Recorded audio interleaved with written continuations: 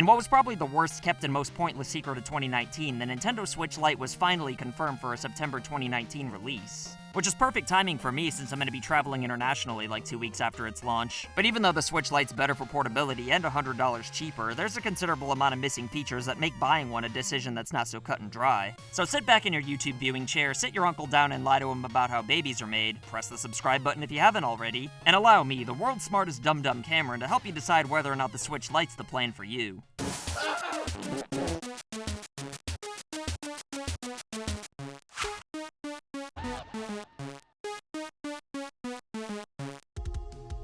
Even though stocks rose after the Switch Lite's announcement, the actual Nintendo fanbase is pretty divided about how they feel about it. Some are going to buy it day one despite already owning a Switch, while others feel like it's overpriced and not much of a deal due to all the missing features. But before I go into the cons of buying a Switch Lite, first let's talk about the positives, with the most obvious one being the design. I mean, just look at how friggin' cool this looks. Sure, it's not a clamshell design, and sadly there's no stylus, but other than that, the Switch Lite looks pretty boss. We've already got 4 different colors to choose from, unlike the OG Switch where new Joy-Cons come out every 7 to 32 years. And for some reason, the tablet's always gotta be black outside of the Labo design of all things. The best Switch Lite colorway so far is probably the Sword and Shield design, but since that game's a bit taboo right now, let's just go ahead and give the award to turquoise. Even if you don't like any of the current designs, I'm sure there's gonna be more colors out in the near future, just like there are with Nintendo's other dedicated handhelds. And aside from the colors, the Switch Lite's battery is supposedly going to last for 7 hours, which is a huge improvement over the current Switch's 3-hour charge. There might not be IR sensors or HD rumble, which are things that I appreciate, but the D-pad's so much better than whatever these things on the Joy-Cons are supposed to be.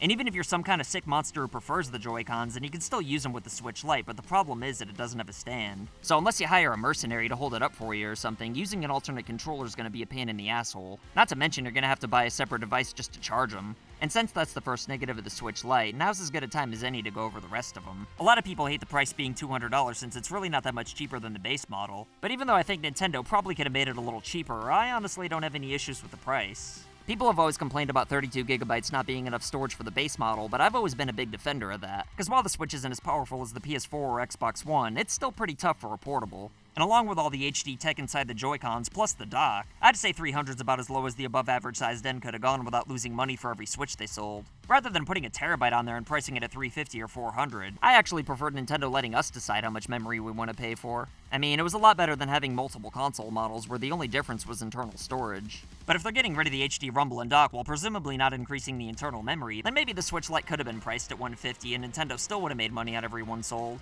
Although, that really is just speculation on my part, since I really have no idea what I'm talking about when it comes to specs. But assuming the Switch Lite could have been a little cheaper, I don't think Nintendo chose $200 just to make a little extra money. More than anything else, I think they'd just be trying not to kill the base Switch off. Out of all the reasons the Wii U failed, people never really talk about the biggest factor, which I think's the 3DS being half the price and really not that much weaker. And with the Switch Lite being just as powerful as the base model, I think most people probably wouldn't bother paying twice as much money just to have the option to play 1-2 Switch and Labo on a TV. It's kind of a dick move that Nintendo probably went out of their way to prevent the Switch Mini from being compatible with any kind of dock, since it defeats the entire purpose of calling it a Switch in the first place. But I do see why they did it.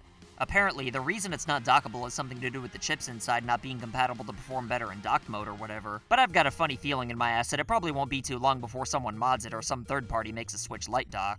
Either way, I really don't blame Nintendo for not making their own way to dock it. Otherwise, what's the point in even buying a regular Switch? I mean, it would be nice if instead of making a Switch Lite, they focused on making the Switch cheaper. But to be honest, I kinda like the idea of having a separate model focused on portability. And even if you think the Switch Lite's stupider than me believing my neighbor Terry's chemistry set he had in my living room was legal, there's nothing in the world forcing you to buy one, and there's no reason whatsoever not to go out and buy a standard Switch right now. So I really don't have any idea why people are mad about the Switch Lite simply existing. But just because I don't think the Switch Lite's a ripoff doesn't mean I'm necessarily sold on buying one just yet. I've actually still got some major concerns, like whether or not save files will be shareable between a standard Switch and the Lite model. After all, if you start a game on your Switch Lite without being able to resume it later on your docked console, then the Switch Lite's completely useless for people who already own a Switch. And current Switch owners are a huge demographic that Nintendo would be stupid to ignore.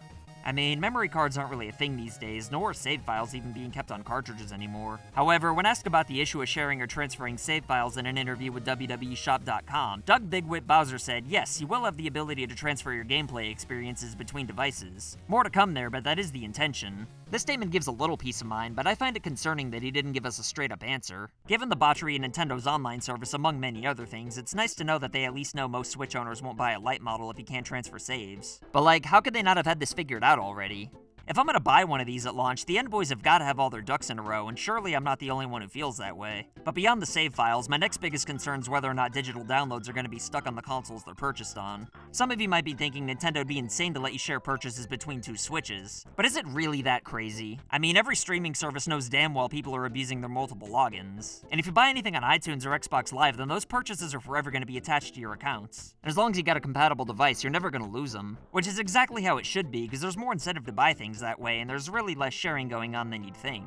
The Switch Lite's a great budget option if you just want to play Switch games and prefer portability, but for people who already own a Switch, it should be treated as a $200 upgrade to their current setup rather than a separate console. Yeah, buying a game digitally between two Switches attached to the same account would mean two people could share the same game, but the same exact thing's true with physical copies, which make companies less money in the long run anyway. Nintendo should want to encourage digital sales since they can't be resold, cost nothing to manufacture and distribute, and they'll never have overstock or leftover inventory. But if Nintendo really wants people to buy digitally, then they need to stop treating it as lesser than. I don't even think they need to go the extra mile or anything like that either. Just allowing one Switch Lite to be paired with a Switch OG to make it a lot better for consumers, which of course always leads to more sales. Because if you've already got a decent library built up on the current Switch you already own, then why would you spend $200 extra on a console that's like 10% smaller when you won't be able to take any of those games with you on the go? It's really not that big a deal, I guess, if the Switch Lite's only targeting people who don't own a Switch in the first place. But there's just way more in it for Nintendo to not neglect the current Switch owners who want to upgrade. To be fair, we still don't know if Nintendo's not gonna allow two consoles to share purchases. But if they had the audacity to charge money to transfer virtual console games up from the Wii to Wii U, then I'm not holding my breath.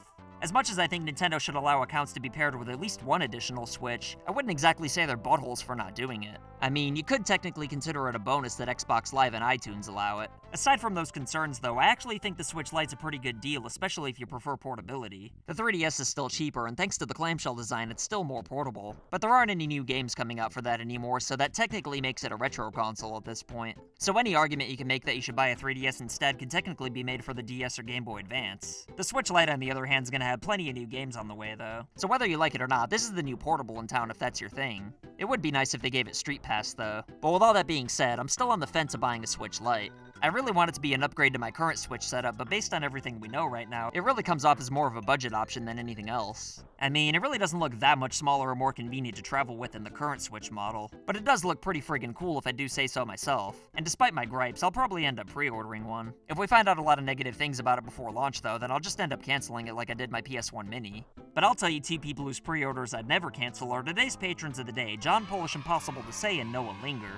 Or if you'd rather show support by picking a shirt or mug up, then send pictures of videos of you rocking it to make a cameo like these badasses right here. Or if you'd rather show support by picking a shirt or mug up, then send pictures of videos of you rocking it to make a cameo like these badasses right here. How do you feel about the Switch Lite though? Are you gonna end up buying it? Are you fine with your current Switch? Or are you never gonna buy a Switch period because PC Master Race for life?